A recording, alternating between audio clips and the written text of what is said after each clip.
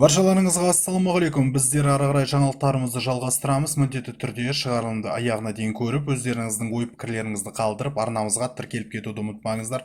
Маңызды және шұғыл ақпараттарды бірінші еститін боласыңдар. Балаға төленетін жәрдемақы көтеріле ме? Үкімет жауап берді.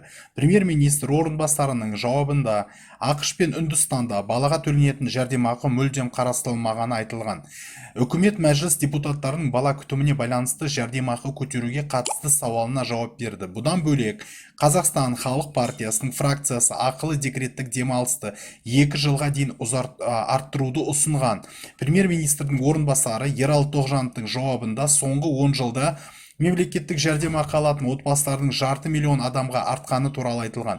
Осыған байланысты бюджеттен бөлінетін қаржының көлемі де өсіп отыр. Мәселен, 2011 жылы 160,9 миллиард теңге берілсе, 2020 жылда жәрдемақының жалпы сомасы 635,3 миллиард теңгені дейін өскен. Сонымен қатар үкіметте бала күтіміне байланысты жәрдемақының мөлшерін арттыру және оны төлеу мерзімін 2 жылға дейін ұзарту мәселесі талай рет зерделеніп, талдау жұмыстары жүргізілген. Осы орайда премьер-министрдің орынбасары әлемдік тәжірибені де атап өтті.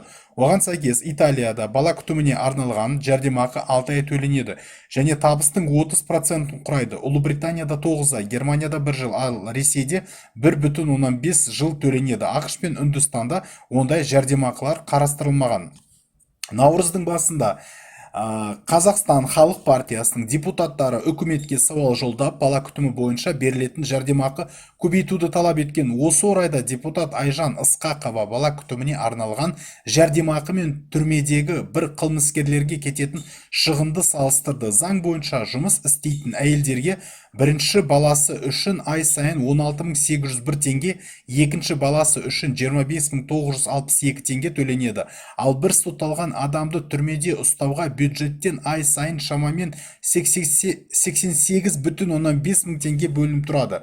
Сонда 5 есеге артық болып тұр. Түзеу мекемесінде отырған қылмыскерді күзетпен, тамақпен, киім-кешек және дәрі-дәрмекпен қамтамасыз етеді. Мемлекет үшін кім қымбат, дәрігер, мұғалім мен ғылым болатын балама, әлде түрмедегі отырған ұры жәбірленуші немесе пара алған шенеунік пе, деді Ысқақова. Бүгінгіде бала күтімі бойынша тағайындалатын төлемдер 1 жасқа дейін төленеді. Ал жүктілік пен бала тууға қатысты әлеуметтік төлемдер тек жұмыс істейтін әйелдерге ғана беріледі. Неге осындай болды? Көргендеріңізге рахмет. Біздер ары қарай жаңалықтарымызды жалғастырамыз. Арнамызға тіркеліп кетуді ұмытпаңыздар.